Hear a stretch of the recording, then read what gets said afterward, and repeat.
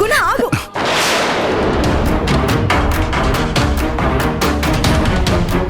నీతో మాట్లాడాలి గుణ. Check post లో అడ్డం నిలబడ్డంత మాత్రాన చెప్పింది వింటాననుకున్నావా? నాకు ఇంట్రెస్ట్ లేదు. గుణ, పిల్లల గురించి మాట్లాడాలి. ఏయ్, నీ పిల్లల గురించి మాట్లాడే అవసరం నాకు లేదు. ఆవిడతో నీకు మాటలేంటి గుణ? రా వెళ్దాం. నువ్వు కాసేపు ఆగుతావా? నేను గుణతో మాట్లాడేదాకా నువ్వు డిస్టర్బ్ చేయకు. తను నాతోనే ఉంటుంది. నీతో మాట్లాడాల్సిన అవసరం నాకు లేదు. అయినా నిన్న మొన్నటి దాకా ఇక్కడేగా కలిసి పనిచేశాం. అప్పుడు టైం లేకపోయిందా? చెప్పాలనుకున్నది చెప్పలేకపోయావా? నీ బతుకు గురించి తెలిసిన తర్వాత ఇప్పుడు మాట్లాడాలి అని వెంటపడతావెందుకు?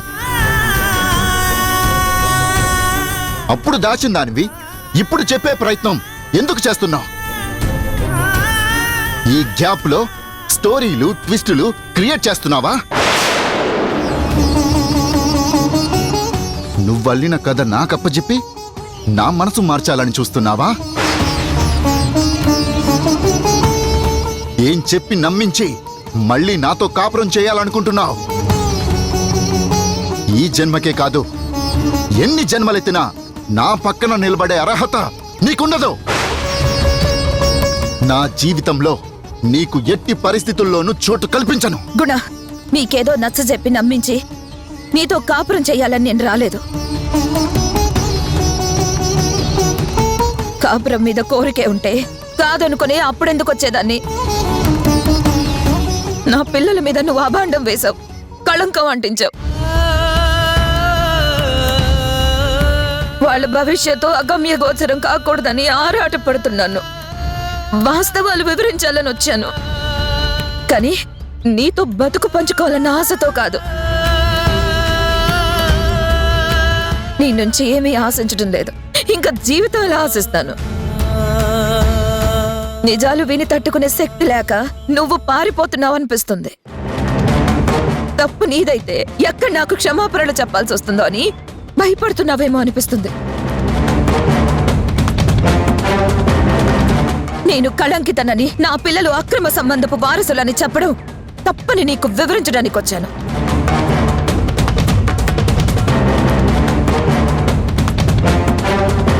నీతో మాట్లాడాలి గుణ. ఒక్క 10 నిమిషాలు మాత్రం ఇవ్వు, చాలు ప్లీజ్.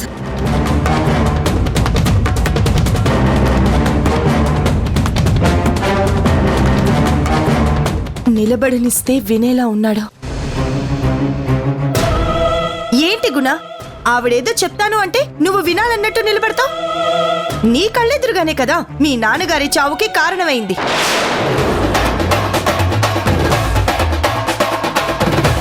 ఇలాంటి వాళ్ళు చెప్పేది ఇంకే ఉంది, వినడానికి ఏముంది? పద, మీ నాన్నగారి మనసు మార్చలేక చంపేసింది.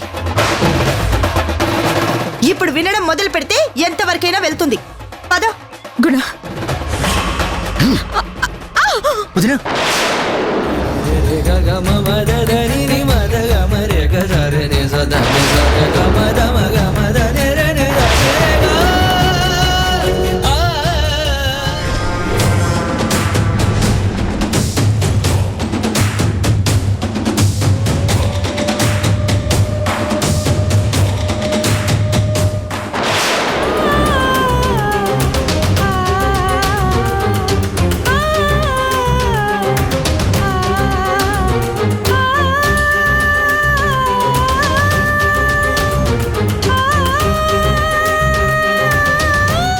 సారీ వదినా.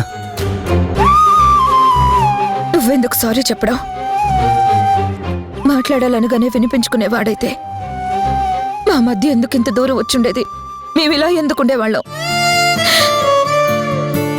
గుణ టెంపరమెంట్ నాకు కొత్త ఏం కాదు. చూద్దాం ఎన్ని రోజులు నాతో మాట్లాడకుండా అవాయిడ్ చేస్తాడో, ఎన్నిసార్లు వీళ్ళు ఇలా లాక్కుని వెళ్తారో, నిజాల్ని తెలుసుకోకుండా ఇలా తప్పించుకుని తిరుగుతాడో చూస్తాను. నేనైతే వదలను శివ, వదిలే ప్రసక్తే లేదు.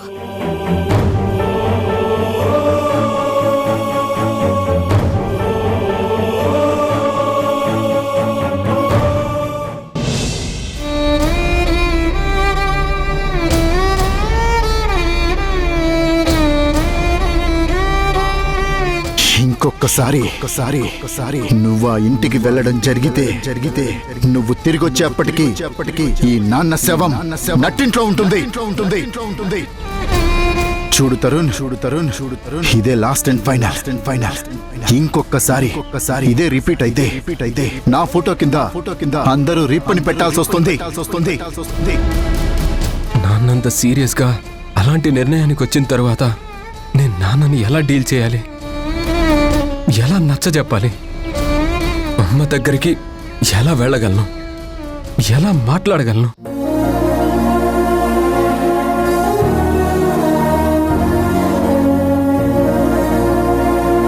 అసలే సమస్యలతో సతమతమైపోతున్న అమ్మకి నేనెలా అండగా నిలబడగలను? కొడుగ్గా తోడుండి ధైర్యం చెప్పాల్సిన వాణ్ణి నాన్నకి భయపడి అమ్మని ఒంటరిగా వదిలేయటమేనా? నాన్నెందుకు అమ్మ విషయంలో ఇంత కఠినంగా ప్రవర్తిస్తున్నాడు, నిందలేస్తున్నాడు? పైగా తాతయ్య మరణానికి అమ్మే కారణమని ఎలా అనగలుగుతున్నాడు?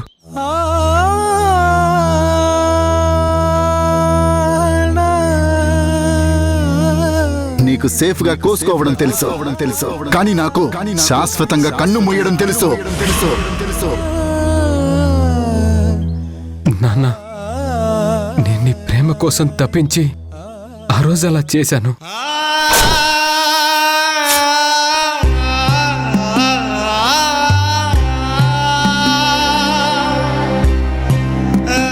నీకు దగ్గర కావాలని, నువ్వు నాతో ఎక్కువ సమయం స్పెండ్ చేయాలన్న ఆలోచనతో అలా చేశాను. కానీ ఇవాళ నువ్వు నా కన్న తల్లిని దూరం చేయడానికి నీ మెడ మీద కత్తి పెట్టుకున్నావు. ఎన్ని అనుకున్నాను నాన్న, మనిద్దరి మనసుల్లో మాటలు పంచుకుందాం అనుకున్నాం. నువ్వే కాదు, అమ్మతో సహా అందరం ఒక్కటైపోతాం అనుకున్న తరుణంలో ఇలా విధి వెక్కిరించడం చాలా బాధేస్తుంది నాన్న. చివరికి చచ్చిపోతానని నన్ను లొంగదీసుకోవడం న్యాయమా నాన్న నీకు? చూడు తరుణ్ ఇదే లాస్ట్ అండ్ ఫైనల్. ఇంకొకసారి ఇదే రిపీట్ అయితే నా ఫోటో కింద అందరూ రిప్పని పెట్టాల్సి వస్తుంది. సార్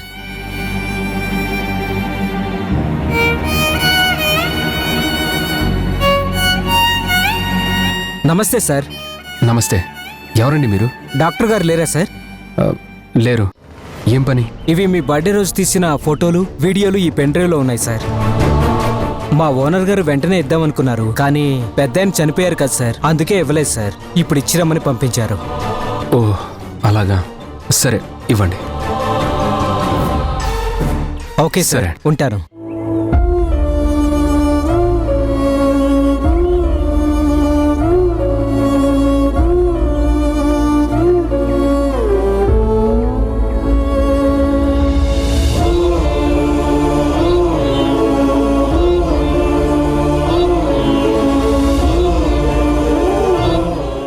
అనుకున్నది అనుకున్నట్టుగా అంతా సవ్యంగా జరుగుంటే ఈ ఫోటోస్ వీడియోస్ చూస్తూ ఫ్యామిలీ అంతా ఒక దగ్గర కూర్చొని ఎంత హ్యాపీగా ఫీల్ అయ్యేవాళ్ళం.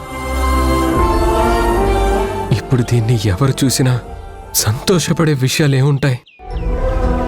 తాతయ్య చచ్చిపోవడం, నాన్నమ్మని గెంటేయడం, మా ఆర్తనాదాలు, అరుపులు, బాధ తప్ప ఇందులో ఏముంటాయి?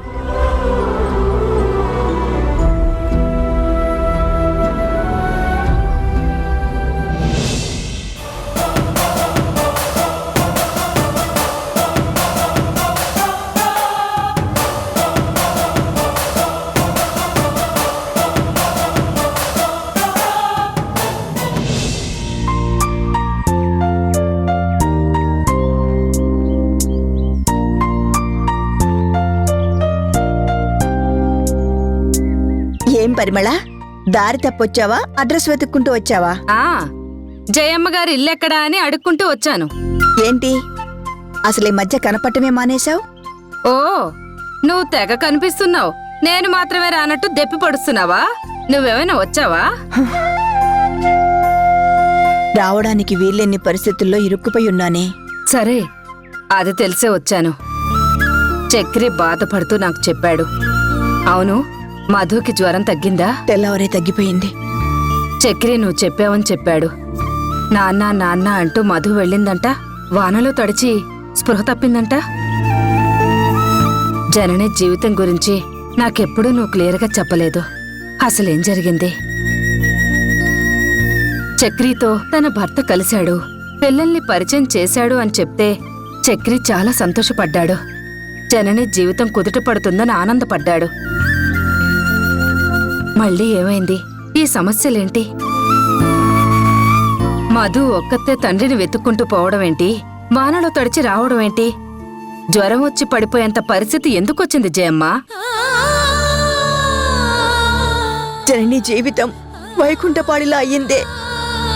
సాఫీగా 10 అడుగులు సాగితే వంకరగా 20 అడుగులు నడుస్తోంది. నువ్వేమీ అనుకోనంటే నాకు జనని జీవితం గురించి క్లుప్తంగా వివరంగా చెప్పగలవా? చెప్తానే. నాకు ఆప్తులతో చెప్పుకుంటే కాస్త గుండె భారం తగ్గినట్టుగా ఉంటుంది.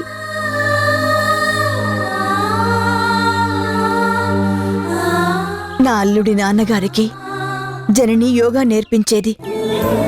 అతనికి జనని నచ్చి తన కొడుక్కి భార్యగా చేసుకోవాలనుకున్నాడు. ఆ ఇంటికి కోడలుగా వెళ్ళింది. అల్లుడు గారు జనని మొదట్లో మంచిగానే ఉండేవారు. ఒకరి మీద ఒకరు అమితమైన ప్రేమ చూపించుకునేవారు. జనని అంటే అల్లుడు గారికి పంచ ప్రాణాలు. కాని వాళ్ళ సంతోషాలని సుఖాలని చూడలేక ఆ ఇంట్లో ఆడపడుచు అని ఒక శూర్పణఖ ఉంది. అది కళ్ళల్లో నిప్పులు పోసుకుంది. దీని కాపురంలో చిచ్చు పెట్టింది. దీని మీద నిందలు మోపింది.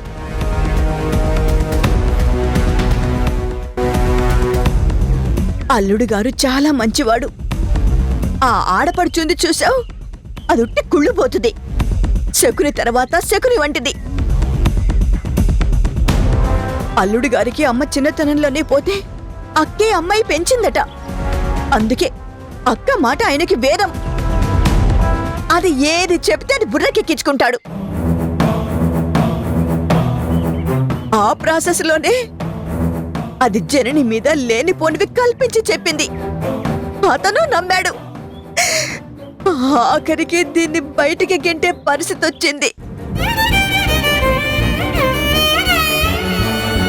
ఇది గడప దాటినడిగే గర్భవతి. ఆ విషయం దీనికే తెలియదు.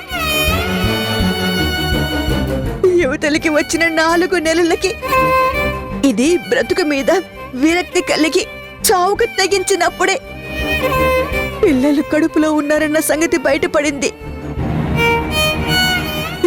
నచ్చ చెప్పి ధైర్యం చెప్పి దీన్ని బ్రతికించుకున్నాను. ఇది పిల్లలకు బ్రతుకునిచ్చింది.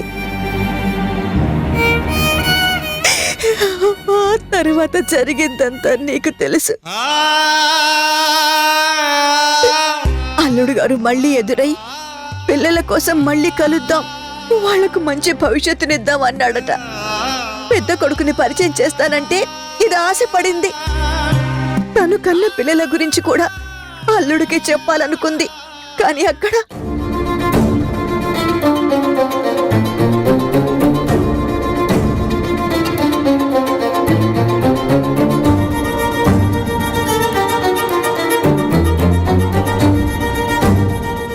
మళ్ళీ పైకెక్కిన జనని జీవితం పాము కాటేసినట్టు వైకుంఠపాళిలాగా మళ్ళీ మొదటి గడికొచ్చేసింది. కొత్త కళంకాలు, కొత్త నిందలే కాకుండా కొత్త నేరాలు కూడా జనని మీద మోపారు. పాపం అది తల్లడిల్లిపోతోంది. పిల్లలేమో నువ్వెందుకు చెప్పలేదు అని ప్రశ్నిస్తున్నారు. దాని ఆలోచనలు దానికున్నాయి. దాని ఆత్మాభిమానాన్ని, ఆత్మగౌరవాన్ని చంపుకుని అది అతని దగ్గరికి వెళ్ళలేదు కదా. అయినా తన దగ్గరున్న పిల్లలు నీ పిల్లలే అని చెప్పడానికి నానా తంటాలు పడుతోంది. జనని ఓడిపోతు జయమ్మ. నిజాయితీకి మారు పేరు. ఓర్పు భూదేవంతుంది. జనని ఎప్పటికైనా గెలిచి తీరుతుంది.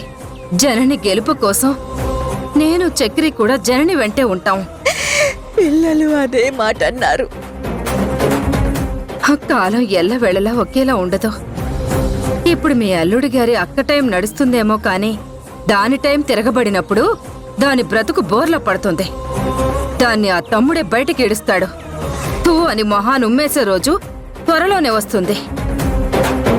జననికి నువ్వే ధైర్యం చెప్పాలి.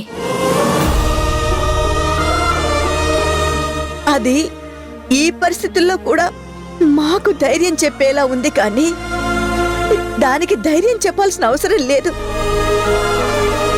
అది భయపడదు పరిమళ. ఏ సమస్యకైనా ఎదురు నిలిచి పోరాడగలదు. దాని గెలుపు మీద నాకు నమ్మకం ఉంది. జనని ఈ కాలపు సీత ఎలాంటి అపవాదం నుంచైనా నిప్పు కణికలా బయటపడుతుంది. కడిగిన ముత్యంలా నిలుస్తుంది. తలంటుకునే పరిస్థితి మీ కుటుంబానికి రానివ్వదు, తను తెచ్చుకోదు.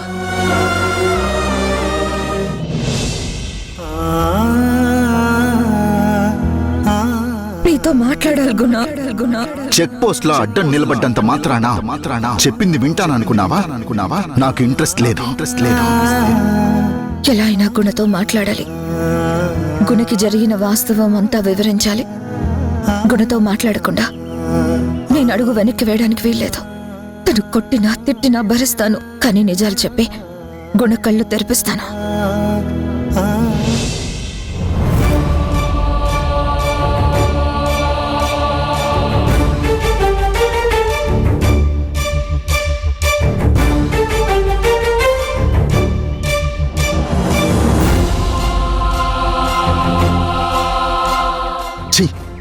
ఇది నన్ను వదిలేలా లేదు. శని దేవతలా వెంటాడుతుంది. మొహం చూస్తేనే అసహ్యం వేస్తుంది.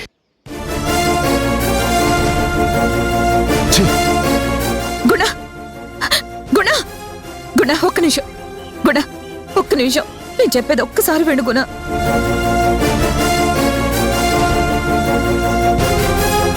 మంచి మనిషికి ఒక మాట, మంచి గుడ్డుకి ఒక దెబ్బ అన్నారు. నువ్వసలు మనిషివేనా?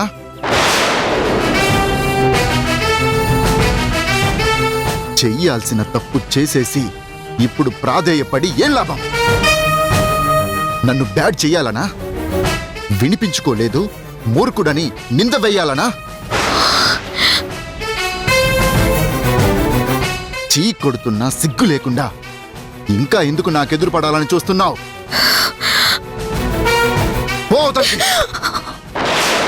సురేమో ఇరిసేసింది కరుసైన కాలమిలా, ఇగురేసిన జీవితమంతా చిరిమేసెను చీకటిలా. బాధ నీరు కూడా భాష లేక గొంతు మూగబోయనా, పొగిలినంతలోన పొంత నిండలేని నిండు వేదనా. నేరమెవ్వరిదో దారి తప్పి నిన్ను చుట్టి వేసనా.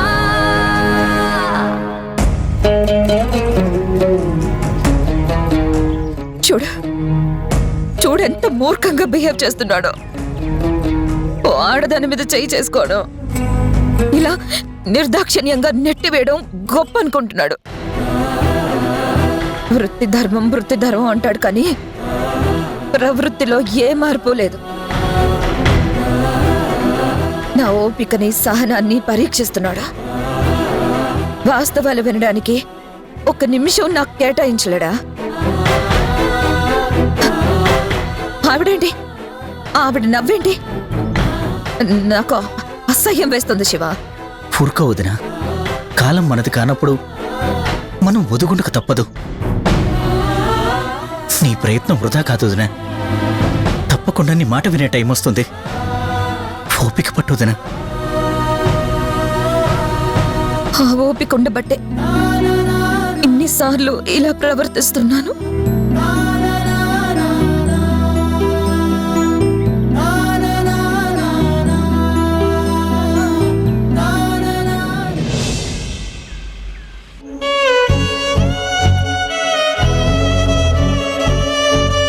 మంచి మనిషికి ఒక మాట, మంచి గుడ్డుకి ఒక దెబ్బ అన్నారు. నువ్వసలు మనిషివేనా?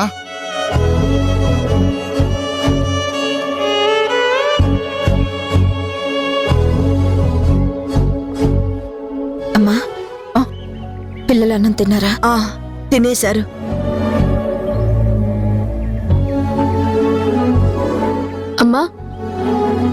మా నాన్నతో మాట్లాడావా? మాట్లాడడానికి ప్రయత్నించాను. ప్రయత్నించావా అంటే మాట్లాడలేదా? మాట్లాడే టైం కుదరలేదా? మాట్లాడొచ్చులే అనుకున్నావా?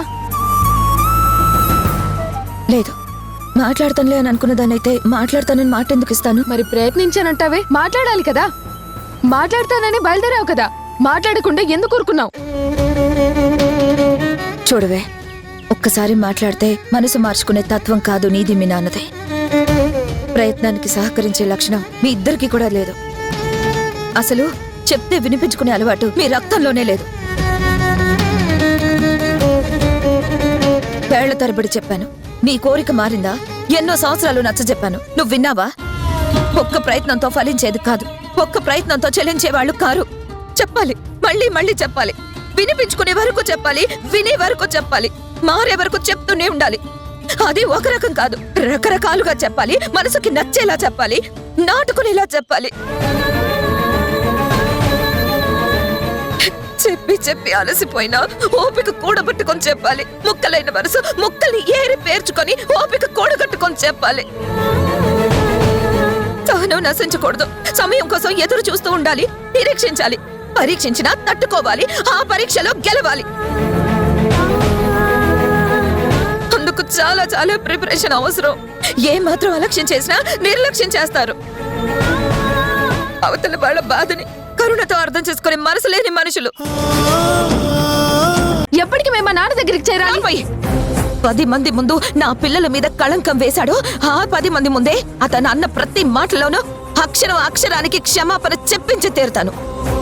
మీరు తన పిల్లలే అని ఒప్పుకొని తీరేదాకా వదిలిపెట్టను. నా మాట విను, నేను మీకు ఇచ్చిన మాటను నిలబెట్టుకుంటాను.